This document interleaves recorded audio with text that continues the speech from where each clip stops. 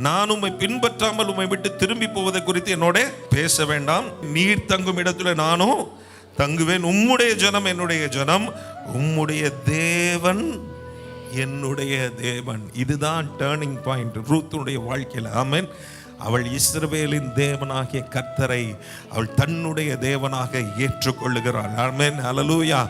ஆண்டவரை தன்னுடைய வாழ்க்கையில ஏற்றுக்கொண்டு அந்த நகோமியோட கூட வருகிறதற்கு ஒரு தீர்மானத்தை எடுக்கிறத பார்க்கிறோம்.